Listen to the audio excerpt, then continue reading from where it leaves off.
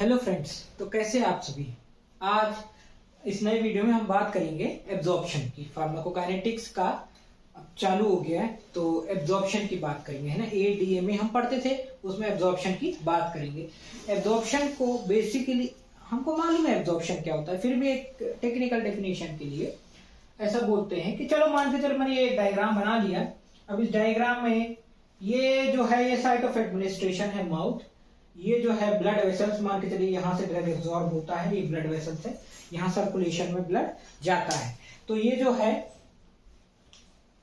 अब मान के चलिए आप ये है, तो साइट ऑफ एडमिनिस्ट्रेशन से ड्रग जो गया यहाँ से जाने के बाद ये जो यहाँ एब्जॉर्ब हुआ, एब्जॉर्ब होने के बाद ये कहाँ गया, सर्कुलेशन में। इसी को बोलते हैं हम एब्जॉर्प्शन। कहाँ से, movement of drug from the site of administration to systemic circulation. Systemic circulation तक पहुंचने को कहाँ से, साइट ऑफ एडमिनिस्ट्रेशन से ड्रग के मूवमेंट का जो स्टडी है वो एब्जॉर्प्शन है। क्या बोला, movement of drug from the site of administration to the systemic circulation, blood तक, उसको हम बोलते हैं एब्जॉर्प्शन।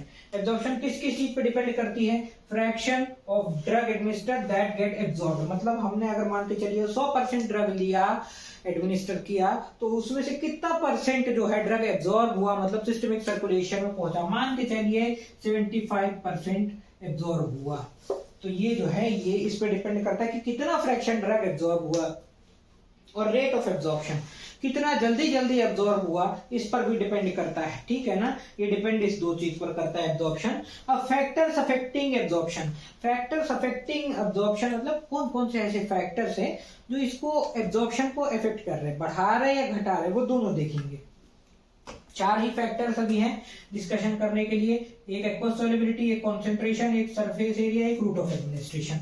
4 ही फैक्टर्स हैं। अब जो एक्वस सॉल्युबिलिटी है, इसमें क्या बोल रहा है कि ड्रग को डिसॉल्व होना चाहिए एक्वस बायोफेज में। मतलब हम कभी ड्रग लेते हैं तो जो है हमारा जो अंदर बायोफेज है, मतलब कोई भी हमारे बॉडी में अंदर जो भी लिक्विड है उसमें डिसॉल्व होना ही चाहिए ड्रग, है ना। मतलब रेट ऑफ एब्जॉर्प्शन जो है वो एक्वस सॉल्युबिलिटी के डायरेक्टली प्रोपोर्शनल है। मतलब ये बोल रहा है कि जितना ज्यादा एक्वस सॉल्युबल होगा ड्रग, उतना ज्यादा एब्जॉर्प्शन होगा, है ना। लिपोफिलिक और हाइड्रोफिलिक वो अलग मैटर ऑफ डिस्कशन है, अभी सिर्फ ये है एक्वस सॉल्युबिलिटी एक पॉइंट है, उस पर हम डिस्कशन कर रहे हैं। लेकिन पुअरली, एक नोट है कि पुअरली सॉल्युबल ड्रग्स है, जैसे कि एस्पिरिन, ग्रीसियोफर्विन जो है, अब क्योंकि वो सॉल्युबल ही नहीं है, सॉल्युबल ही नहीं है, तो यहां पर रेट डिपेंड कर रहा था एक्वस सॉल्युबिलिटी पे। अब यहां पर इस पे डिपेंड कर रहा है कि डिसॉल्व ही नहीं हो रहे वो क्या बोल रहा है कि ये वाटर सॉल्युबल ड्रग ही नहीं है, तो वो डिसॉल्व ही नहीं हो रहा है। तो इसका रेट किस पे डिपेंड करेगा, रेट ऑफ डिसोल्यूशन पे। पहले वो उस बायोफेज में या उस सॉल्वेंट में पहले डिसॉल्व तो हो जाए। ये कॉन्सेंट्रेशन की बात करते हैं, कॉन्सेंट्रेशन मतलब passive diffusion directly proportional to concentration gradient. हमको मालूम है कॉन्सेंट्रेशन ग्रेडियंट जो है, अभी पैसिव डिफ्यूजन हमने लास्ट लेक्चर में पढ़ा, तो हमने देखा कि पैसिव डिफ्यूजन जो है वो कॉन्सेंट्रेशन ग्रेडियंट के डायरेक्टली प्रोपोर्शनल है। मतलब जितना ज्यादा कॉन्सेंट्रेशन ग्रेडियंट होगा उतना ज्यादा वो जो है पैसिव डिफ्यूजन होगा। सरफेस एरिया, अब ये देखिए, आप एक बात बताइए, इंटेस्टाइन में डाइजेस्टिव सिस्टम में अगर आपने पढ़ा हो तो ये माइक्रोविलाई बनी क्यों है, ऐसी करके। ऐसी डायरेक्ट इंटेस्टाइन भी तो बन सकती है, ऐसी लहरदार माइक्रोविलाई क्यों बनी है, ऐसी ये क्यों बनी, सरफेस एरिया बढ़ाने के लिए, ताकि एब्जॉर्प्शन ज्यादा हो। Microvilli in intestine example. Route of administration की बात करते हैं, each route has its own preferences, हर रूट का अपना अपना प्रेफरेंसेस है, तो हर रूट अपने अपने हिसाब से जैसा है एब्जॉर्प्शन होगा। पर एक एग्जांपल के लिए कि आईवी जो है उसका फास्टेस्ट एब्जॉर्प्शन होता है, क्यों, डायरेक्ट ब्लड में पहुंच गया। तो ये तो हो गया एब्जॉर्प्शन। अब है ना, एब्जॉर्प्शन चालू कर दिया हमने, तो एब्जॉर्प्शन जब चालू कर दिया तो अब हम जाते हैं कि एक एक करके कौन कौन से एब्जॉर्प्शन है देख लेते हैं। ओरल एब्जॉर्प्शन, ओरल एब्जॉर्प्शन मतलब ओरल बता ही रहा है, माउथ से होगा, थ्रू माउथ कहां तक होगा, जीआईटी तक, है ना, ये होगा। एपिथेलियल, अब इसमें कुछ ना कुछ बैरियर के जैसे वर्क करता होगा। ओरल सबम्यूकोसा में पूरा जो जीआईटी है जो हमारा जा रहा है, उसमें कोई ना कोई सेल लाइन कर रही है जो एक बैरियर की तरह वर्क कर रही है एब्जॉर्प्शन में, वो है एपिथेलियल लाइनिंग, एपिथेलियल सेल्स है जो ऊपर की सुपरफिशियल लेयर्स है। अब क्या बोल रहा है कि non ionised lipophilic drug readily get absorb. जो भी ड्रग हम अभी पहले भी डिस्कशन कर चुके, जो भी ड्रग आयनाइज नहीं होगा वो ज्यादा एब्जॉर्ब होगा। एग्जांपल है इथेनॉल, है ना, ये अपन ने देखा था वहां पर, ये नॉन इलेक्ट्रोलाइट वाला था। इसके बाद अगला category acidic drug. Acidic drug है, बेसिक ड्रग है, अभी हम पिछले वीडियो में पूरा डिस्कशन करके आए हैं, एंडरसन हेजेबाल्च इक्वेशन सब देखा हुआ है हमने। तो अभी मैं एसिडिक ड्रग का एक एग्जांपल जनरल ले लिया कि बार्बिचुरेट्स, ये क्या है, अनआयनाइज्ड रहेगी, क्यों, एसिडिक पीएच में, एसिडिक पीएच में रहेगी तो एब्जॉर्ब फास्ट होगी। बेसिक ड्रग की बात करें तो ये क्या है, ये एसिडिक पीएच में आयनाइज हो जाएगी। पिछले वीडियो में हमने सब डिस्कशन कर लिया, पर फिर भी मैं बता देता हूं कि एसिडिक ड्रग एसिडिक ही मीडियम में अनआयनाइज रहेगी, बेसिक मीडियम में आयनाइज रहेगी। बेसिक ड्रग बेसिक ही मीडियम में अनआयनाइज रहेगी, बेसिक एसिडिक मीडियम में आयनाइज रहेगी। इसका मतलब अगर कोई एसिडिक ड्रग हम स्टमक में लेते हैं तो वो स्टमक से ही एब्जॉर्ब हो जाएगी, क्योंकि वहां एसिडिक मीडियम है। लेकिन बेसिक ड्रग जो है वो एसिडिक मीडियम में आयनाइज हो जाएगी और एब्जॉर्ब होगी सिर्फ और सिर्फ कहां, जैसे ही वो ड्यूडेनम में एंटर करेगी। ठीक है, अगला है gastric emptying increases of absorption. मतलब अगर पेट खाली है, स्टमक खाली है, तब एब्जॉर्प्शन ज्यादा हो जाएगा। पार्टिकल साइज डिटरमाइन एब्जॉर्प्शन, ये कैसे, पार्टिकल साइज, छोटे छोटे पार्टिकल साइज करने पे ड्रग पे एब्जॉर्प्शन बढ़ता है। ये कैसे बढ़ता है, इसलिए बढ़ता है क्योंकि डिसोल्यूशन बढ़ जाता है, घुलने की शक्ति बढ़ जाती है, जिस कारण से ये जो है एब्जॉर्प्शन बढ़ जाता है। Presence of food, dilute food, अभी ये अपन ने जो बोला गैस्ट्रिक एम्प्टिंग इंक्रीज एब्जॉर्प्शन, मतलब गैस, मतलब जो स्टमक या कोई भी जीआईटी है उसको क्या करेंगे, जब एम्प्टी करेंगे तो एब्जॉर्प्शन बढ़ेगा, ये हमने सुना। अगर ये सुन लिया तो इसका मतलब फूड प्रेजेंट होगा तो क्या करेगा, डाइल्यूट करेगा ड्रग और रिटार्ड करेगा एब्जॉर्प्शन, मतलब ड्रग को एब्जॉर्प्शन को रिटार्ड करेगा, डाइल्यूट करेगा ड्रग को और एब्जॉर्प्शन को रिटार्ड करेगा। अब नोट की बात कर लेते हैं, कुछ स्पेशल एग्जांपल्स है। तो certain drugs form poorly absorbed complexes with constituent, है ना। अब क्या हो जाता है, मैंने बताया ना, फूड रिटार्ड ड्रग एब्जॉर्प्शन या डाइल्यूट, है ना, बताया ना। तो जैसे कि एग्जांपल है टेट्रासाइक्लिन। टेट्रासाइक्लिन जो भी होगा उसको कभी भी कैल्शियम या मिल्क कंटेनिंग चीज के साथ नहीं लेते। क्यों नहीं लेते, क्योंकि ये क्या बना देता है, ये पुअरली एब्जॉर्ब्ड फूड कॉम्प्लेक्स बना देता है। इससे क्या होता है, इससे बहुत सारी प्रॉब्लम्स होती है, कई बार वोमिटिंग भी हो जाती है। Highly ionised drug poorly absorb, है ना, हाईली आयनाइज्ड ड्रग जो होगा वो पुअरली एब्जॉर्ब होगा। अब जब हम ये बात कर रहे हैं कि अनआयनाइज्ड होगा, एब्जॉर्ब होगा, तो जस्ट अपोजिट उसका होगा कि आयनाइज्ड ड्रग जो है वो नहीं एब्जॉर्ब होगा, पुअरली एब्जॉर्ब होगा। एग्जांपल है जेंटामाइसिन, नियोस्टिग्मिन, ठीक बात है, ये हो गया। अब बात करते हैं certain drugs are degraded in GIT. GIT में कुछ ड्रग्स जो है वो डिग्रेडेड हो जाते हैं, जैसे कि penicillin G bye acid insulin और बायपेप्टिडेज। क्या बोल रहा है कि कुछ ड्रग्स हैं जो जीआईटी में डिग्रेड हो जाते हैं, एब्जॉर्प्शन की दिक्कत उसमें जाती है। तो क्या बोला कि डिग्रेडेड हो जाते हैं जीआईटी में, है ना, कुछ ड्रग्स। तो वो ये एग्जांपल दिया सर्टेन केसेस का। Penicillin G bye acid, acid से पेनिसिलिन जी हो जाता था, है, और इंसुलिन जो है वो पेप्टिडेज एंजाइम जो है उससे हो जाता था। इसलिए इनको एंटेरिक कोटेड या फिर सस्टेन्ड रिलीज कोटेड करना बहुत ज्यादा जरूरी है, ये ध्यान हो गया। अब एक खास केस, ये तो चलो ठीक है, इसके अलावा गट एपिथेलियम में एक खास टाइप का प्रोटीन जो हमने पहले भी डिस्कस किया, पी ग्लाइकोप्रोटीन होता है। ये क्या करता है, इफ्लक्स करता है। इफ्लक्स का मतलब बाहर फेंकता है, इफ्लक्स का मतलब बाहर फेंकता है। तो ये जो है ये एब्जॉर्प्शन को क्या कर देता है, लेस कर देता है। एग्जांपल है, it decreases oral bioavailability of digoxin cyclosporin. Digoxin और साइक्लोस्पोरिन जो है उसको क्या कर देता है, ये डिक्रीज कर देता है ओरल बायो अवेलेबिलिटी उसकी। तो इनहिबिटर्स देख लेते हैं पी ग्लाइकोप्रोटीन के कुछ, जैसे कि एग्जांपल है क्विनिडीन, वेरापामिल एंड इरिथ्रोमाइसिन, है ना। इंड्यूसर्स में देख लेते हैं रिफैम्पिसिन और फिनोबार्बिटोन, मतलब इनहिबिट करने वाले पी ग्लाइकोप्रोटीन को ये है, ये इसको काम नहीं करने देंगे। इंड्यूसर्स क्या है, जो कि इसको काम करने में मदद करेंगे, बढ़ाएंगे, रिफैम्पिसिन, फिनोबार्बिटोन, है ना, इसकी बात हो रही है। अब कुछ दो टर्म है देख लेते हैं, ल्यूमिनल इफेक्ट। तो क्या बोल रहा है कि कोई भी एक ड्रग का एब्जॉर्प्शन अगर दूसरे ड्रग के कारण इफेक्ट होता है तो उसको लिमिनल इफेक्ट बोलते हैं। एग्जांपल है फेनिटोइन विद सुप्राल्फेट, है ना। इसके अलावा tetracycline with iron and antacid, ये एग्जांपल्स है। ये हो गया gut wall effect. Gut wall effect का मतलब हो जाता है कि कोई ड्रग के लेने से ड्रग जो गैस्ट्रोइंटेस्टाइनल ट्रैक्ट है जिसको हम जीआईटी बोलते हैं उसकी मोटिलिटी अल्टर हो जाती है। अगर उसके वॉल में कुछ इफेक्ट आ जाता है तो उसको बोलते हैं गट वॉल इफेक्ट, जिसके कारण कोई भी ड्रग एब्जॉर्ब नहीं, ठीक से काम नहीं करता, वो जो गट है उसकी बात कर रहे हैं। तो कुछ ड्रग हैं जो उसकी गट की मोटिलिटी को अल्टर करते हैं, वो है एंटीकोलिनर्जिक्स, ट्राइसाइक्लिक एंटीप्रोमाजीन, जैसे कि एग्जांपल है क्लोरप्रोमाजीन, ऐसा मतलब ये एंटी डिप्रेसेंट बोल देंगे। उसके बाद बोलेंगे ओपियोइड्स, मीटोक्लोरप्रोमाइड, ये क्लोरप्रामाइड है ना, ये मीटोक्लोरप्रामाइड, ओपियोइड्स, ट्राइसाइक्लिक एंटी डिप्रेसेंट और एंटी कोलिनर्जिक्स। ये क्या है, ये गट मोटिलिटी को अल्टर करते हैं। अब म्यूकोजल डैमेज कौन करता है, म्यूकोजल डैमेज करता है नियोमाइसिन, मिथोट्रेक्सेट और विनब्लास्टिन। ये जो है ये आपके म्यूकोजल डैमेज करते हैं। इतना तो चलो क्लियर हो गया। अगली रूट है सबक्यूटेनियस रूट और इंट्रामस्कुलर रूट। तो क्या बोल रहा है कि ड्रग जो है वो विसिनिटी ऑफ कैपिलरीज में डिपॉजिट कर देता है। हम जो इसके थ्रू ऐसे मान के चलिए लेंगे सबक्यूटेनियस लेयर में, तो जब हम सबक्यूटेनियस लेयर में लेंगे तो इसको सेल्फ भी कर सकते हैं, हम पहले डिस्कशन कर चुके। तो वही कैपिलरीज के विसिनिटी में डिपॉजिट हो जाएगा ड्रग, है ना। कौन सा ड्रग हो, लिपिड सॉल्युबल ड्रग होगा, इससे पास करेगा। अब इसमें से जो एब्जॉर्प्शन है, अब वो क्या होता है कि जैसे मान के चलिए यहाँ पे मैंने दे दिया, वो जाके एक्यूमुलेट हो गया, थोड़ी देर के स्वेलिंग हो गई।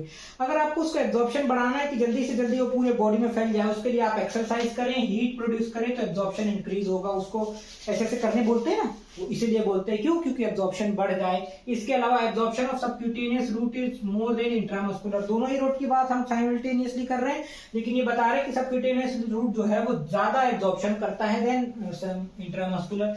वैसोकंस्ट्रिक्शन मतलब वेसल्स को कॉन्स्ट्रिक्टर बोल रहे हैं ना, वैसोकंस्ट्रिक्टर मतलब वेसल्स को कॉन्स्ट्रिक्ट करने वाले। Example adrenaline and local anaesthetic. ये क्या करते हैं, ये एब्जॉर्प्शन को डिक्रीज करते हैं। ऑब्वियसली करेंगे ना यार। एक बात बताओ, अगर कोई वेसल्स खुला होगा तो आराम से वहां से एब्जॉर्प्शन हो सकेगा, अगर कंस्ट्रिक्शन हो जाएगा तो नहीं होगा ना। अरे बात समझ आ रही, ठीक है, उसी की बात कर रहा है। Incorporation of hyaluronidase facilitate drug absorption from subcutaneous bye promoting spread. Hyaluronidase enzyme कहाँ मिलती है, स्पर्म के हेड में मिलती है। ये सिंथेटिक हाइलुरोनिडेज की बात कर रहे हैं, जो मार्केट में प्रिपरेशन में दिया जाता है सबक्यूटेनियस इंजेक्शन के साथ, उसकी बात कर रहे हैं। वो क्या करता है, ड्रग को एब्जॉर्प्शन को प्रमोट करता है। कैसे करता है, बाय स्प्रेडिंग, ठीक है। डिपॉट प्रिपरेशंस मतलब ऑयल प्रिपरेशंस, वो भी इस रूट के थ्रू दिए जाते हैं। डिपॉट प्रिपरेशन आईएम और सबक्यूटेनियस रूट के थ्रू दिए जाते हैं। अगला रूट है टॉपिकल। टॉपिकल हमको मालूम है कैसे होता है, स्किन के थ्रू, कॉर्निया के थ्रू, म्यूकस के थ्रू, ठीक है, म्यूकस मेम्ब्रेन के थ्रू, ठीक है। किस पर डिपेंड करता है, लिपिड सॉल्युबिलिटी पर। हर ही ड्रग लिपिड सॉल्युबिलिटी पर डिपेंड करता है। कुछ ही ड्रग जो है वो इस रूट से पेनिट्रेट करते हैं स्किन के थ्रू, स्किन के through. Example hyoscine, fentanyl, glycerine trinitrate, nicotine, testosterone और एस्ट्राडियोल, ये जो ड्रग है ये करते हैं। अब कॉर्टिकोस्टेरॉइड को भी हम इसमें यूज करते हैं इसी मैनर में। क्यों करते हैं, सप्रेस करने के लिए पिट्यूटरी ग्लैंड, ठीक है।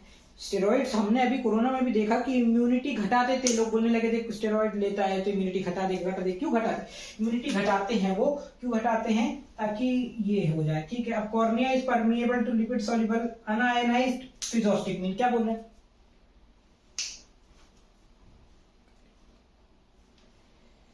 तो कॉर्निया जो है वो परमिएबल है लिपिड सॉल्युबल अनआयनाइज्ड फिजोस्टिग्मिन। मतलब ये जो आई में इंस्टिलेशन करते हैं ना, आई में इंस्टिलेशन करते हैं एड्रेनर्जिक सिस्टम में, हम अभी वो मतलब कोलिनर्जिक सिस्टम में हम पढ़ेंगे कि ये जो फिजोस्टिग्मिन है और जो नियोस्टिग्मिन है, इसको, ये जो फिजोस्टिग्मिन होता है इसको आई में इंस्टिलेशन किया जाता है, यूजफुल है आई के लिए। तो कॉर्निया जो है वो परमिएबल है लिपिड सॉल्युबल अनआयनाइज्ड फिजोस्टिग्मिन के लिए। जो कॉर्निया है वो फिजोस्टिग्मिन के लिए तो है, क्यों है, क्योंकि अनआयनाइज्ड है वो। लेकिन नियोस्टिग्मिन के लिए वो परमिएबल नहीं है। क्यों नहीं है, क्योंकि वो हाईली आयनाइज्ड है। अरे बात समझ आ रही है। आयनाइज्ड जब भी कोई ड्रग होगा तो नहीं, वो जो होगा वो आपका क्या नहीं होगा, पेनिट्रेट नहीं होगा, परमिएबल नहीं होगा। अब कुछ एक नोट है, drug applied as eye drop may get absorbed through nasolacrimal duct. Lacrimal duct वो होती है जहां से आंसू निकलते हैं, ठीक है, नेजोलैक्राइमल डक्ट। तो क्या होगा कि जैसे एग्जांपल टीमोलॉल आई ड्रॉप में प्रोड्यूस ब्रैडीकार्डिया। ब्रैडीकार्डिया का मतलब हार्ट रेट को डिक्रीज करना एंड प्रेसिपिटेट अस्थमा, अस्थमा को प्रेसिपिटेट करेगी। ये एक स्पेसिफिक एग्जांपल। तो अब लास्ट टॉपिक हम इसकी बात कर रहे थे, बायो अवेलेबिलिटी की। तो आप लोग सोचते हो ना हर बार ये ऐसे क्यों बना देता है, ऐसे मुंह बना दिया, बार बार मुंह बना दिया, बार बार ड्रग खा रहा है, बार बार ड्रग खा रहा है। ये ठीक है, बोल सकते हो क्या ऐसा, लेकिन ये एक्चुअली मैं इसलिए बनाता हूँ ताकि क्या है कि थोड़ा सा पिक्चर क्लियर हो जाए, इमेजिनेशन के लिए, है ना। तो मान के चलो जैसे अब ये ड्रग है, इसका 100% फ्रैक्शन है, ये पूरा का पूरा फ्रैक्शन हमने उसको दिया, गया 25% ड्रग आयनाइज हो गया, चेंज हो गया। 65% ड्रग मान के चलिए प्लाज्मा प्रोटीन से बाउंड हो गया। इसका जो 15% फ्रैक्शन है वही का वही ये ग्रीन कलर से ही बनाया है, अनचेंज्ड रहा वैसा का वैसा। कहां पहुंचा ये ड्रग? मान के चलिए ये ड्रग जो है सिस्टमिक सर्कुलेशन में पहुंच गया है,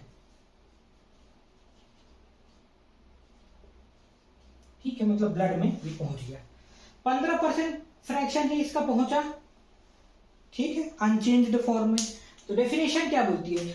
मेजर, इसको नापना, measure of fraction of administered dose that reaches systemic circulation in unchanged form is called bio availability. अरे बात समझ आ गई? अब क्या डेफिनेशन देखने की जरूरत है, इसलिए अब लेकिन जो जनरली, अब आप एक बात बताओ, हाथ में मैंने वो जो आपका इंट्रावीनस है वेन में दिया, ठीक है, वेन में दिया मान के चलो, तो डायरेक्ट वो ब्लड में गया, तो उसकी बायोअवेलेबिलिटी कितनी होगी भाई? ये तो यहाँ एब्जॉर्ब हो रहा है, कहीं प्लाज्मा प्रोटीन बाउंड हो रहा है, कहीं कुछ नहीं हो रहा, उसकी बायोअवेलेबिलिटी कितनी होगी? उसकी बायोअवेलेबिलिटी 100% हम लोग मानते, क्योंकि वो डायरेक्ट ब्लड में पहुंच गया, ठीक है, ये हो गया। अब इसी बायो अवेलेबिलिटी में ओरल अगर हम लेते हैं तो क्या रीजन है कि उसकी बायो अवेलेबिलिटी घटती है? दो रीजन है, एक या तो ड्रग इनकम्प्लीटली एब्जॉर्ब हो, दूसरा फर्स्ट पास मेटाबॉलिज्म हो। फर्स्ट पास मेटाबॉलिज्म को वैसे तो हम डिस्कशन करेंगे और एक वीडियो में मैंने थोड़ा सा बताया भी था, फिर से बता देता हूँ कि ड्रग जैसे ही हम लेते तो मान के चलिए वो सबसे पहले पहुंच जाती है लिवर में और वहां जाके मेटाबोलाइज हो जाती है, जिस कारण से वो कुछ काम की नहीं रहती, कुछ फ्रैक्शन ऑफ ड्रग वहां पहुंच जाता है जिस कारण से वो मेटाबोलाइज हो जाता है और वो एक्सक्रीट हो जाता है, वही बोलते हैं first pass metabolism. Subcutaneous and intramuscular route जो है मान के चलिए, उस रूट के लिए अगर मैं बात करूं तो उसका क्या कारण है कि डिक्रीज हो? तो उसका कारण है लोकल बाइंडिंग ऑफ ड्रग, क्योंकि सबक्यूटेनियस और इंट्रामस्कुलर ड्रग दिया जब तो वो कहीं ना कहीं वो प्रोटीन से बाउंड हो जाए ड्रग, तो वो उसका कारण है कि उसकी बायोअवेलेबिलिटी घटती है। बायो इक्विवेलेंस क्या है ये तो देख लिया हमने। अब इसमें देखा आईवी रूट से देंगे तो अलग अलग रूट से अलग अलग डोसेज फॉर्म से दे रहे हैं, कोई पेरेंटरल डोसेज फॉर्म में, आप लिक्विड सॉलिड फॉर्म में दे रहे हो, ओरल में, अलग अलग फॉर्म से दिया है। पर अगर मेरे को ये हो कि मान के चलिए सेम डोसेज फॉर्म में दो ड्रग्स हैं, सेम डोसेज फॉर्म में है, मान के चलिए एक बुखार उतारने की दवाई ली है, मेरे टैबलेट्स ली है, मान के चलिए वो 500 mg ही है, सेम कॉन्सेंट्रेशन हो गया, ठीक, same concentration, same manufacturing process है, सेम मैन्युफैक्चरिंग प्रोसेस से बनाया गया, सेम अमाउंट है, अमाउंट भी सेम है, उसका जो टोटल जो वेइंग करेंगे उसमें जो एक्सिपिएंट है वो भी सेम है, सेम डोसेज फॉर्म से दिया गया, टैबलेट के डोसेज फॉर्म से दिया गया, सॉलिड डोसेज फॉर्म से। अगर ये सब है तब उन दोनों की जो हम बायो अवेलेबिलिटी को कंपेयर करें तो उसको हम बोलते हैं बायो इक्विवेलेंस स्टडी, और अगर दोनों जो है सेम आए तो उसको बायो इक्विवेलेंट बोलते हैं। अब ये बायो इक्विवेलेंट बोलते हैं लेकिन ये ऐसा तो होता नहीं जनरली हर केस में, तो क्या होता होगा जो अफेक्ट करता होगा?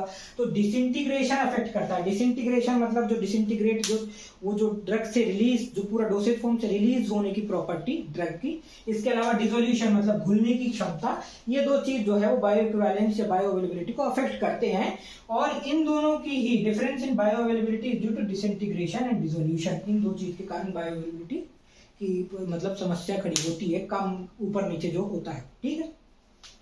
कंक्लूजन क्या निकला? पार्टिकल साइज को रिड्यूस कर दे, क्योंकि डिसइंटीग्रेशन अच्छा होता है पार्टिकल साइज को रिड्यूस करने से, पार्टिकल साइज को रिड्यूस करने से डिसइंटीग्रेशन अच्छा होता है ना। एग्जांपल है एस्पिरिन, माइक्रोफाइन टैबलेट्स, या फिर ग्रेसियोफोल्विन का अगर आप 50% तक जो है आप उसका डोज जो है अमाउंट रिड्यूस कर सकते हो और उसको माइक्रोनाइज आप कर देते हो तो